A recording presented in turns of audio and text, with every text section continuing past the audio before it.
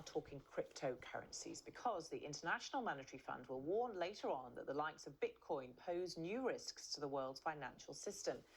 In its report, the IMF notes that the global value of crypto assets passed the $2 trillion mark as of last month, a tenfold increase since early 2020. Despite that popularity, they offer little protection for investors. The IMF says out of 16,000 different coins or tokens launched, around 7,000 have simply disappeared. Well, let's talk to Ian Khan, who's a technology writer and filmmaker behind the documentaries Blockchain City and the Bitcoin Dilemma. Welcome to you. Thanks very much for being with us. So a very stark warning from the IMF. Are they right in your view?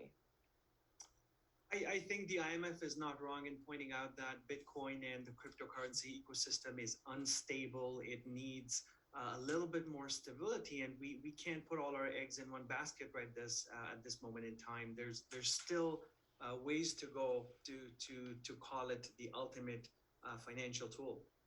So what do cryptocurrencies have to do to become legitimate in the eyes of governments and central banks? Well, first of all, there's no standard ecosystem. There's no standard regulation that governs cryptocurrencies, no matter which one it is. It's Bitcoin, Ethereum, Dogecoin, or what have you. There's a huge distributed effort worldwide to create standardization, which is not happening. And this kind of goes against what cryptocurrencies stand for, which is being distributed in nature and not being able to control by a single entity. Traditional financial models work on the basis of a central authority, somebody who governs and somebody who has controls over money and the flow of money. And cryptocurrencies don't do that. And I think that's kind of the first step, is to find a formula to proceed further into the future. Well, many central banks have discussed creating their own digital currencies. Is that the right way forward then? Well, for now, central banks cannot ignore the emergence of cryptocurrencies, and since they cannot stop them entirely, the next best thing to do is actually to figure out if they can have their own cryptocurrencies that would perhaps work with their own fiat countries of that country. China is doing a lot on this, and they're being said to be on the edge of releasing their digital yuan. It's been in the works for a while. It's been under pilot testing for some time, and that's big news. And China could be the first country to release its own cryptocurrency that's pegged with its own yuan. Cryptocurrency ecosystem is pretty hard for ordinary people to understand, isn't it? Is that part of the problem? It is, and there's a lot of misinformation. There's a lot of hype. There's celebrity CEOs and influential people who are pushing people into a certain direction, and we know there's many people like that out there. So there's a lot of hype, a lot of misinformation, and I also feel there's a lot of frustration with people who want to invest in places where they'll get better returns. So all that compounded is leading to where cryptocurrencies are today. I definitely feel there needs to be more information and clarity around it. El Salvador is one country that said they wanted to adopt a cryptocurrency. How's that actually going? Well, El Salvador, absolutely. They've made Bitcoin the de facto currency, the standard currency in El Salvador, but it hasn't been a very smooth rolling so far. It's still got ways to go. There's still standardization that needs to take place.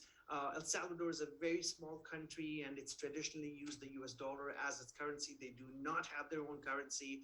And so for them to adopt Bitcoin has been very easy, and to say that, yes, Bitcoin is our currency now, but they still have a long way to go, and to connect Bitcoin with how the country works, how the economy of the country works, how it's pegged with imports and exports. So I think they're not there yet, but it's a great first step. Lots of well-recognized financial institutions are now accepting cryptocurrency. That must be significant for seeing it come into the mainstream. They are, and there's a lot of hesitation. There's still a lot of hesitation, and a majority of financial institutions are not accepting cryptocurrencies, and they've even stopped their cards from purchasing or investing in cryptocurrencies or connecting them with exchanges. So you can't do that with many banks. But some banks are a little bit progressive. They want to figure out what's on the other side, and they want to be part of this fast-growing ecosystem.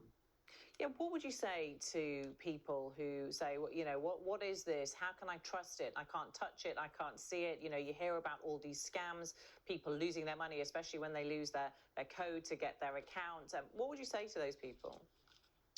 Well, I would say that they're right to be hesitant and they're right to be cautious. There's no problem with that. But I also encourage people to go out there and get more information on what cryptocurrencies are, how they work, why do they function the way they do, and what is the future of finance. I believe cryptocurrency could have a huge impact on the future of finance and how we do things in the future. And that's why we have a new documentary called The Bitcoin Dilemma.